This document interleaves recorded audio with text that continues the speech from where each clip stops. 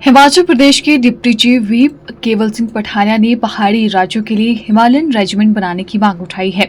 उन्होंने कहा कि हिमाचल वीर भूमि है और यहां से बड़ी संख्या में सैनिक सेना में रहे हैं, जिन्होंने अपने शौर्य का परिचय दिया है।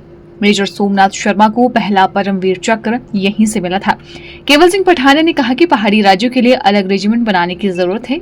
इससे इन राज्यों के युवाओं को सेना में शामिल होने का अवसर मिलेगा और उनकी प्रतिभा का उपयोग देश की सुरक्षा के लिए किया जा सकेगा। पठानिया ने कहा कि सीज फायर के उल्लंघन पर भारत सरकार को कड़ा रुख इख्तियार करना चाहिए।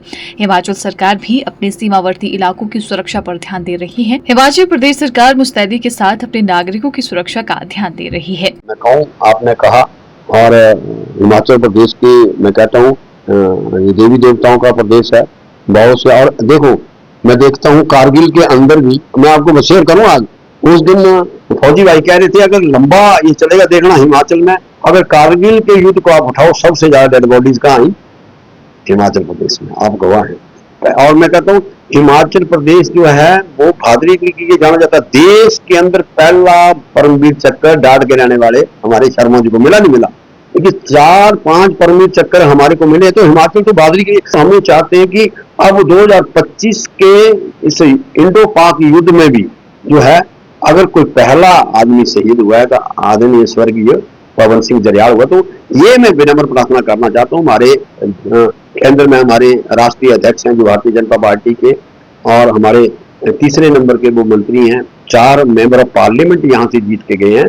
तो हिमाचल रेजिमेंट की बात जो है वो जरूर मैं आपके सामने कही केंद्र सरकार को होना चाहिए, क्योंकि हमारा बहादुरी में देश में जब 62, 71 और कारगिल और वर्तमान जब भी हुई है, तो हिमाचल प्रदेश के जो है जो नौजवान हैं वो आगे होके, आपने देखा इसके साथ भी बहुत से जो आर्मी रिटायर्ड लोग थे उनको चिट्ठियां आई, उसमें भी अगर मैक्सिमम सोशल मीडिया पे जाओ या चिट्ठी का, तो हिमाचल के लोगों ने कंसेंट दी है कि हम बॉर्डर पे जाने के लिए तैयार है। तो इस सारी चीजों को लेकर मैं आदरणीय वर्तमान प्रधानमंत्री से, हिंदुस्तान के डिफेंस मिनिस्टर से भी, जो माननीय मुख्यमंत्री जी जो ठाकुर सुखविंदर सिंह सुक्खू जी जो मांग करते हैं, हिमाचल रेजिमेंट जो है उनको बढ़ानी चाहिए, जिससे कि हम हिंदुस्तान की सुरक्षा को जो है, हिमाचल का भी उसमें पहले भी योगदान रहा है, आने वाले टाइम में भी उसका जो है योगदान है। जहाँ तक इंडो पाक जो बात चली हुई थी, उसमें जहाँ तक हमारे वर्तमान सरकार के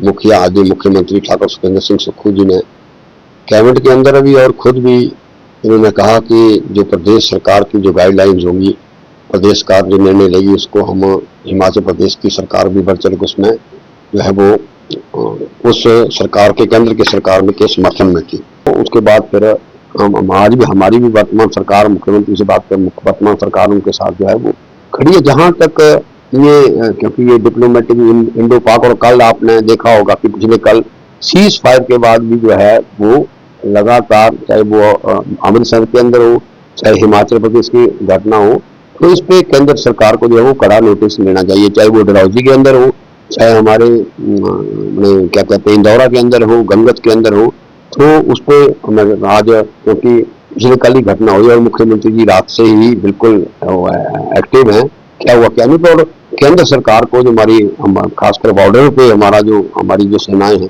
और मैं सबसे पहले तो इस मीडिया के जरिए सेना के सैनिकों को, लड़ाई हमने नहीं जीती है, चाहे मैं नेशनल पार्टी सरकार 140 करोड़ लोगों की या हिमाचल प्रदेश की सरकार 70, सभी की तरफ से, हिमाचल वासियों की तरफ से सरकार के फौजी भाइयों को मुबारकबाद देना चाहता हूँ। Bureau report, channel 9 Shimla.